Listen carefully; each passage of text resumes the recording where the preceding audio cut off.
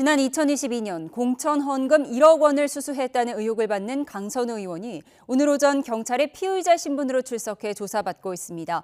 포토라인에 선 강 의원은 자신은 원칙을 지키는 삶을 살았다며 사실상 혐의를 부인하는 듯한 발언을 내놨습니다. 현장에 취재기자 나가 있습니다. 조경원 기자. 서울경찰청 광역수사단입니다. 네, 지금도 강선우 의원에 대한 경찰 조사가 진행되고 있죠? 네, 공천헌금 1억 원 수수 의혹을 받는 강선우 의원에 대한 조사는 이곳 서울경찰청 마포청사에서 현재 6시간 반 넘게 이어지고 있습니다. 강 의원은 오전 9시쯤 도착해 입구에 만들어진 포토라인에 섰는데요. 국민 여러분께 심려를 끼쳐 진심으로 죄송하다면서도 원칙을 지키는 삶을 살아왔다고 강조했습니다. 공천을 대가로 1억 원을 받았다는 혐의를 사실상 부인한 것으로 풀이되는데 잠시 들어보시죠. 저는 제 삶에 원칙이 있고 그 원칙을 지키는 삶을 살아왔습니다. 강 의원은 1억 원을 직접 받았는지 공천에 관여했는지 등을 묻는 취재진의 질문에는 아무런 답을 하지 않았습니다. 강 의원은 지난 2022년 지방선거를 앞두고 한 카페에서 김경 서울시의원을 만나 공천을 대가로 1억 원을 수수한 혐의를 받습니다.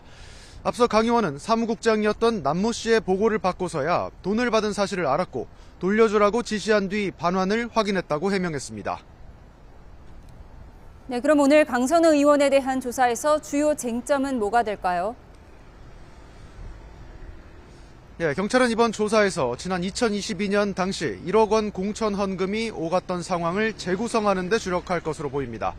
앞선 조사에서 김 시 의원은 남 전 사무국장이 공천 헌금으로 한 장, 즉 1억 원을 먼저 요구했고 이후 강 의원에게 직접 돈을 건넸다고 진술한 것으로 전해졌습니다. 또 남 전 사무국장은 경찰 조사에서 당시 카페에서 1억 원을 전달한 사실을 몰랐다는 취지로 주장한 것으로 파악됐습니다. 1억 원을 받은 사실을 나중에 남 전 사무국장을 통해 알게 됐다는 강선우 의원의 기존 해명과는 모두 엇갈리는 내용입니다. 이에 따라 경찰은 오늘 강 의원을 상대로 실제 돈을 받았는지, 누가 어떤 상황에서 전달했는지, 공천 대가였는지 등을 집중적으로 조사하는 것으로 보입니다. 네, 어제 민주당에서 탈당한 김병기 의원에 대한 수사 진행 상황은 어떻습니까? 네, 경찰은 김병기 의원의 부인이 지난 2022년 구의회 업무 추진비를 유용했다는 의혹과 관련해 어제 동작구의회 등 3곳을 압수수색했습니다. 경찰은 또 김 의원의 차남의 대학 편입에 연루된 의혹을 받는 업체 대표를 최근 뇌물 등 혐의 피의자 신분으로 전환한 것으로 확인됐습니다.